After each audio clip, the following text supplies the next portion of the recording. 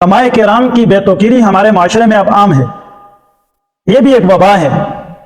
حالانکہ اہل علم کا اللہ رب العزت کے یہاں بہت بڑا مقام ہے، لیکن قرآن مجید میں اللہ رب العزت نے جا بجا علماء کی تعریف بیان کی ہے۔ اللہ تعالیٰ فرماتے ہیں ایک مقام پہ انما یخشی اللہ من عبادہ العلماء، اللہ رب العزت سے سب سے زیادہ ڈرنے والے وہ اہل علم ہیں۔ رسول اللہ صلی اللہ علیہ وسلم کے جو جانشین ہیں، جو وارث ہیں میرے محبوب صلی اللہ علیہ وسلم کی زبان سے، اللہ رب العزت کو وہ سب سے زیادہ اس روئے زمین پر پیارے ہیں۔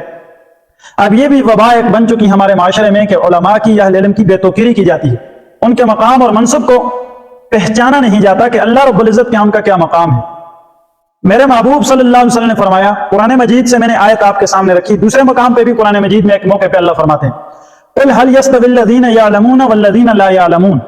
میرے محبوب اعلان کر دیجئے کیا علم والے اور بغیر علم کے یہ لوگ برابر ہو سکتے ہیں؟ کبھی بھی برابر نہیں ہو سکتے۔ اور میرے محبوب صلی اللہ علیہ وسلم نے فرمایا لیس منا من لم یجل کبیرنا،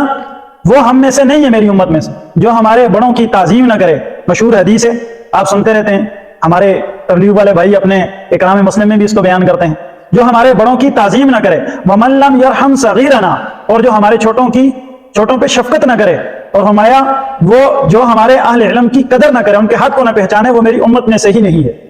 اب علماء کرام کے اس مقام، قرآن و حدیث سے اس مقام کو سمجھنے کے بعد یہ سمجھیں کہ ہمارے معاشرے میں اہل علم کی بے توقیری کیوں کی جا رہی ہے، جبکہ ان کی اللہ رب العزت کے ہاں اتنا مقام اور اتنی فضیلت اور اہمیت۔ حضرت امام محمد رحمۃ اللہ علیہ فرماتے ہیں کہ ہم نے اپنے محبوب استاد حضرت امام اعظم ابو حنیفہ رحمہ اللہ سے سنا، بارہا کئی مجالس میں یہ بات سنی، حضرت امام صاحب رحمہ اللہ نے فرمایا کہ مجھے اہل علم کی صحبت مل جائے، علماء کی بیٹھک مل جائے، ان کے ساتھ باتیں اور گپ شپ کی توفیق ہو جائے، میں بیٹھ جاؤں، یہ بات مجھے سارے فقہی مسائل سے زیادہ محبوب ہے۔ اب اتنی بڑی شخصیت، عظیم شخصیت اہل علم کی کتنی پیاری فضیلت بیان کر رہے ہیں۔ فرمایا یہ میرے لیے سعادت ہے، اس لیے کہ وہ اخلاق و آداب میں بہترین لوگ ہوتے ہیں۔ اب میرے نوجوان بھائیوں، میرے دوستو، ان تمام فضائل اور اہمیت قرآن و حدیث کی روشنی میں سامنے رکھ کے اگر ہم دیکھیں تو ہمارے معاشرے میں پھر بھی اہل علم کی بے توقیری کیوں کی جاتی ہے، تو اس کے لیے چند بہت ساری جو ہے ایک فہرست ہے، جن سب کا جو ہے جمع کرنا ممکن نہیں کسی ایک درس میں، تو چند باتیں میں آپ کے گوش گزار کرتا ہوں کہ جو اہل علم کی بے توقیری کی جاتی ہے اس کی وجہ کیا ہے، اس کے اسباب کیا ہیں۔ تو ترتیب بار نے اپنے ذہن میں چند باتیں عرض کرتا ہوں رکھیں۔ سب سے پہلے یہ بات سمجھیں کہ بر صغیر پاک و ہند میں اسلام کی جو نشو و نما ہوئی، اسلام کو جو زیبائش و آرائش ملی، اسلام نے جو ترقی کی، اس بر صغیر پاک و ہند میں حضرت محدث دہلوی شاہ ولی اللہ رحمہ اللہ نے ہندوستان میں جو داغ بیل ڈالی، اسلام کی ایک تحریک چلائی، اس تحریک کے نتیجے میں آپ کے فرزندوں نے، آپ نے جو قرآن و حدیث کی خدمت کی، تو کثیر تعداد میں ایک مجموعہ تیار ہو گیا علماء کا۔ اب چونکہ انگریز کو یہ بات چبھتی تھی، اسے پسند نہیں تھا کہ اسلام والے اہل علم یہ ترقی کریں، کیونکہ اس نے بر صغیر پاک و ہند میں ایک عرصہ دراز تک تسلط رکھا، اور ان انگریزوں کی جو ہے وہ جڑ کو کاٹنے کے لیے جو سب سے مؤثر ہتھیار تھا بر صغیر پاک و ہند میں، وہ اہل علم اور علماء تھے۔ انہوں نے ہی ان انگریزوں کا صفایا کیا ہے۔ آپ اسلامی تاریخ کے اگر حقیقی آئینے میں دیکھیں تو آپ کو علماء کا ایک اجلا آئینے سے زیادہ شفاف کردار نظر آئے گا۔ اب چونکہ انگریز کو چپتے تھے علماء کرام، تو پہلا سبب یہ ہے کہ ان کی کاوش اور کوشش تھی، پوری انہوں نے ایڑی چوٹی کا زور لگایا کہ کس طرح ان کا مقام لوگوں کی نظر میں گرایا جائے، وہ اپنا دشمن سمجھتے تھے۔ تو پہلا جو ہے وہ علماء کو بے توقیر کرنے کا جو انگریز کا ہدف تھا وہ یہ تھا کہ اس کے مد مقابل اہل علم تھے، تو اس لیے اس نے کوشش کی اور اپنی کوشش میں بہت زیادہ کامیاب رہا، بہت زیادہ حد تک وہ کامیاب رہا کہ اس نے ملا اور مسٹر کی ایک تمیز ڈال دی لوگوں میں، یعنی جو دینی علوم ہے وہ الگ ہیں، دنیاوی علوم الگ ہیں، اسکول کالج کا سسٹم الگ ہے، دینی سسٹم مدرسہ جو ہے اس کا الگ ہے، یہ ایجوکیشنل سسٹم ہے، یہ ڈپارٹمنٹ ہے فلاں فلاں فلاں، اور یہ جو دقیانوسی ذہن کے لوگ ہیں یہ تو دہشت گرد ہیں فلاں فلاں فلاں۔ تو یہ سارا انگریز کا دیا ہوا ذہن ہے، اس نے جو ہے ہمارے نوجوانوں کے ذہنوں میں اس بات کی داغ بیل ڈالی۔ تو پہلا انگریز کا مقابل جو تھا وہ اہل علم اور علماء تھے۔ دوسرا، اس انگریز کے جو خود کاشتہ پودے تھے جن کے ذہن اس طرح کے بن گئے، لبرلزم جس کو ہم کہتے ہیں، اس طرح کے لوگ۔ تو دوسرا سبب، وہ جو لوگ آگے ان کے تیار کردہ پیدا ہو گئے وہ بھی علماء سے نفرت کرتے تھے۔ ان کی علماء سے نفرت کی وجہ بھی یہی تھی کہ ان کے ذہنوں میں تھا کہ یہ تو ہمیں ایک حجرے میں بند کرنے والے ہیں مولوی، یہ تو ہمیں کسی جدید ٹیکنالوجی کی طرف، کسی ترقی کی طرف تو جانے والے نہیں، لے کے جانے والے نہیں۔ جیسے آج ہمارے نوجوان مشہور بات ہے نا، کہتے ہیں کہ ملا ابھی تک اسی مسجد و محراب میں بیٹھا ہے اور سائنس کو دیکھو کہ وہ چاند پر پہنچ گئی۔ تو ایسے جو ہے یہ جملے کس کے علماء کی معاشرے میں جو ہے وہ اہمیت کو کم کر کے دکھایا جاتا ہے، یہ لبرلزم کی کوشش ہوتی ہے۔ اور تیسرا جو سبب تھا علماء کو بے توقیر کرنے کا وہ یہ تھا کہ چونکہ دیکھیں جس حویلی میں، جس مکان میں، جس کسی بڑے بنگلے میں اندر قیمتی سامان ہو اور ڈاکو وہاں ڈاکہ ڈالنے کی کوشش کرے تو سب سے پہلے اس کا حملہ گیٹ پر کھڑے چوکیدار پہ ہوتا ہے۔ تو جو لوگ مشہور ہیں، ہمیں کہا جاتا ہے، علماء کو، ہماری جماعت کو، میرے شعبے کے لوگوں کو کہا جاتا ہے کہ جی آپ تو ٹھیکیدار ہیں دین کے، حالانکہ قطعاً ایسا نہیں، ہم دین کے ٹھیکیدار نہیں ہیں۔ میرے اکابر، میرے اسلاف، میرے اساتذہ، میرے شعبے کے، میرے طبقے کے لوگ، ہم دین کے ٹھیکیدار نہیں ہم میں سے کسی نے آج تک اس کا دعویٰ کیا کہ ہم دین کے ٹھیکیدار ہیں۔ بہرحال اتنی بات ضرور ہے کہ ہم دین کے چوکیدار ہیں، اور جو آنے والا ڈاکو ہوتا ہے وہ اس کوٹھی کے سامنے کھڑے سب سے پہلے چوکیدار پہ حملہ کرتا ہے، تبھی تو اندر داخل ہو کے کوئی چیز چرا سکے گا۔ اب انگریز کی جو ذہن سازی کی گئی، اس نے جو مہم چلائی اور اس سے جو طبقہ پیدا ہوا، اس کی جو خود کاشتہ پودے طرف، کسی ترقی کی طرف تو جانے والے نہیں، لے کے جانے والے نہیں۔ جیسے آج ہمارے نوجوان مشہور بات ہے نا، کہتے ہیں کہ ملا ابھی تک اسی مسجد و محراب میں بیٹھا ہے اور سائنس کو دیکھو کہ وہ چاند پر پہنچ گئی۔ تو ایسے جو ہیں یہ جملے کس کے علماء کی معاشرے میں جو ہے وہ اہمیت کو کم کر کے دکھایا جاتا ہے، یہ لبرلزم کی کوشش ہوتی ہے۔ اور تیسرا جو سبب تھا علماء کو بے توقیر کرنے کا وہ یہ تھا کہ چونکہ دیکھیں، جس حویلی میں، جس مکان میں، جس کسی بڑے بنگلے میں اندر قیمتی سامان ہو اور ڈاکو وہاں ڈاکہ ڈالنے کی کوشش کرے تو سب سے پہلے اس کا حملہ گیٹ پر کھڑے چوکیدار پہ ہوتا ہے۔ تو جو لوگ مشہور ہیں، ہمیں کہا جاتا ہے، علماء کو، ہماری جماعت کو، میرے شعبے کے لوگوں کو کہا جاتا ہے کہ جی آپ تو ٹھیکیدار ہیں دین کے، حالانکہ قطعاً ایسا نہیں، ہم دین کے ٹھیکیدار نہیں ہیں۔ میرے اکابر، میرے اسلاف، میرے اساتذہ، میرے شعبے کے، میرے طبقے کے لوگ، ہم دین کے ٹھیکیدار نہیں ہم میں سے کسی نے آج تک اس کا دعویٰ کیا کہ ہم دین کے ٹھیکیدار ہیں۔ بہرحال اتنی بات ضرور ہے کہ ہم دین کے چوکیدار ہیں، اور جو آنے والا ڈاکو ہوتا ہے وہ اس کوٹھی کے سامنے کھڑے سب سے پہلے چوکیدار پہ حملہ کرتا ہے، تبھی تو اندر داخل ہو کے کوئی چیز چرا سکے گا۔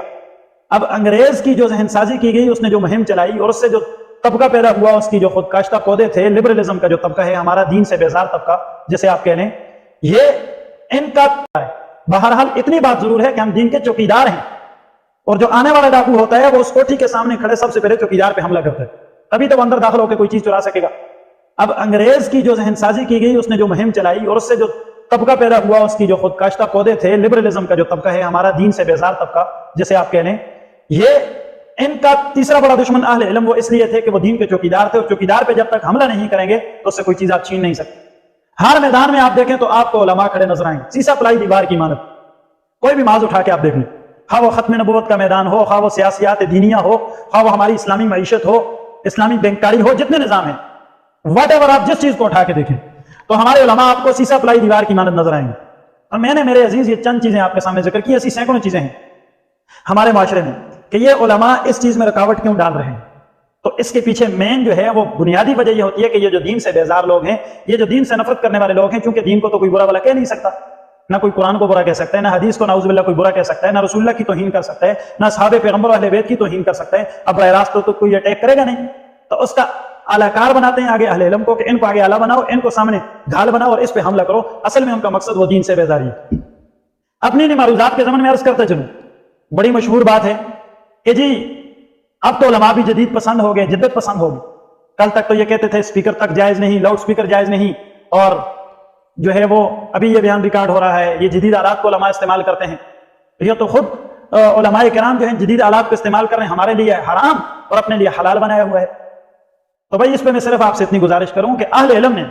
جتنی بھی جدید دور کے جتنے جدید تقاضے ہیں ان کو سامنے رکھ کے جو احکام شرعیہ کے اندر جو نرمی پیدا کی ہے، اب آپ کو عوام الناس کو، میرے پیاروں کو، نوجوانوں کو سمجھانے کے لیے میں کوئی قاعدہ کلیہ ایسا بیان کروں جو آپ کے ذہن میں نہ آئے تو مشکل ہوگا۔ میں آسان بات کرتا ہوں، بڑی آسان بات، وہ یہ ہے کہ جدید دور کے جدید تقاضوں کو سامنے رکھ کر شرعی کسی مسئلے میں اگر نرمی پیش کی علماء نے تو وہ قرآن و حدیث سے ہی اخذ کر کے کی ہے۔ دیکھیں قرآن کریم میں بھی اللہ تعالیٰ نے کسی چیز کا حکم دیا ہے، بعض مقام پر اس کو منسوخ کر دیا ہے، تو اب علماء کرام کل تک اگر کسی حکم میں سختی پہ عمل کرتے تھے، اب اس میں اگر نرمی کی ہے تو قرآن و حدیث کیوں نہیں جزیات کو دیکھ کر کی ہے؟ اس کی مثال کو یوں سمجھیں کہ اگر ماہر طبیب ڈاکٹر آپ اس کے پاس جاتے ہیں، آپ کو شوگر ہے، بلڈ پریشر ہے، کوئی بھی مرض ہے، کوئی بھی آدمی کسی بھی چیز کا وہ پیشنٹ ہے، مریض ہے، وہ جاتا ہے تو اس کا ڈاکٹر اس کے لیے نسخہ تبدیل کر دیتا ہے، دوسرا نسخہ تجویز کرتا ہے۔ اتنے اخراجات اٹھا کے وہ گیا ہے، پہلے دوائیں لی ہیں، وہ سب کچھ ضائع ہو گیا، لیکن اسے کوئی تکلیف نہیں، یہ کبھی بھی ڈاکٹر کا گریبان نہیں پکڑے گا، اس کو برا بلا نہیں کہے گا۔ کیوں؟ یہ ڈاکٹر کو اپنا محسن سمجھتا ہے۔ میرے نوجوانوں، علماء آپ کے حقیقی محسن ہیں اگر آپ اس بات کو سمجھیں، وہ آپ کے روحانی امراض کے جو ہیں وہ حکیم ہیں، علاج کرتے ہیں۔ اور پھر دیکھیں یہ جو آپ کے طبی ماہرین ہیں، میں کوئی ان کی جو ہے ویلیو کم کرنے کے لیے بات نہیں کر رہا، یہ بھی اپنے شعبے کے ایکسپرٹ ہیں، یہ بھی قیمتی ہیں، ہم سے بہت نیک ہوں گے، لیکن یہ آپ کو اپنا وقت دیتے ہیں تو اس وقت کی بھی آپ سے چارجز لیتے ہیں، پے کرتے ہیں، فیس لیتے ہیں۔ اور علماء کرام کی خدمات دیکھیں، نماز میں وہ آپ کو کبھی تاخیر سے نہیں ملیں گے، جنازے میں آپ کو کبھی تاخیر سے نہیں ملیں گے، آپ کی نکاح کی مجلس میں آپ کو تاخیر سے نہیں ملیں گے۔ ان تمام طرح ذمہ داریوں کو نبھاتے ہوئے پھر اوپر سے آپ کی کڑوی کسیلے باتیں بھی سنیں، سختی سے آپ جو پیش آتے ہیں، آپ کا وہ برا رویہ بھی فیس کریں، برداشت کریں، آپ ان کو جاتے ہوئے ان تمام ان کے اوقات کو لے کر ان سے مفت فتویٰ حاصل کر کے، ان سے دینیات کے علوم کو حاصل کر کے، ان تمام چیزوں کو حاصل کرنے کے بعد آپ کہتے ہیں بارک اللہ، جزاک اللہ، ماشاء اللہ، یہ کہہ کے ہم جو ہے اپنی راہ لے لیتے ہیں۔ بڑی مہربانی جی مولوی صاحب، بہت شکریہ، آپ کے تو مال میں بڑی برکت ہے۔ تو میں نے اپنے ایک عزیز سے ایک موقع پہ خوشطبی کے طور پہ کہا، میں نے کہا ہماری برکت والی جو 5,000 10,000 قرہ اعظام کی کیا تنخواہیں ہوتی ہیں علماء کی، یہ آپ برکت والی لے لو، اپنی بے برکت جو ہے اس میں تو برکت نہیں، وہ 1 لاکھ 1.5 لاکھ جو اپنی لیتے ہو، ٹیچنگ کرتے ہو جو بھی، وہ ہمیں دے دو، اس میں نہیں آتے۔ اچھا اپنی تمام ضروریات پہ لاکھوں خرچ کر دیں گے، لیکن جب اہل علم پہ کچھ خرچ کرنے کی باری آئے گی تو نہ کہیں گے آپ کو تو اللہ نے ویسے بھی بڑی الحمدللہ،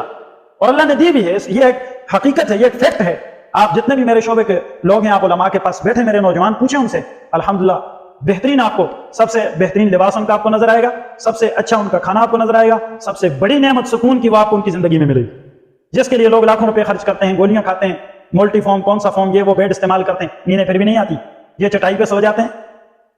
تو میرے عزیزو، اہل علم کی بے توقیری اس معاشرے میں ایک وبا بن گئی ہے، اس سے اپنے آپ کو میرے نوجوانوں بچانا ہے۔ فائدہ کیا ہوگا؟ آپ اہل علم کی بے توقیری سے بچیں گے، اللہ تعالیٰ آپ کی نسلوں میں اچھے لوگ پیدا فرمائیں گے، آپ کی اولادوں میں اللہ تعالیٰ نیک لوگ پیدا فرمائیں گے۔ پوچھیے آپ اہل علم سے، امام مالک رحمہ اللہ فرماتے ہیں جو آدمی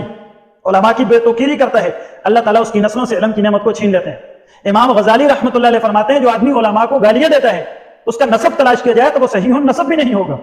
تو یہ ہمارے اسلاف و اکابر نے اتنی بڑی بات اہل علم کے فضائل اور اہمیت میں لکھی ہے، تو نیت کریں، کوشش کریں کہ اہل علم سے جڑیں گے، ان سے محبت کریں گے، ان کی بے توقیری کا حصہ معاشرے میں نہیں بنیں گے اور ان کا دفاع کریں گے۔ اللہ تعالیٰ ہمیں اس کی توفیق نصیب فرمائے، کوشش کریں گے نا انشاءاللہ۔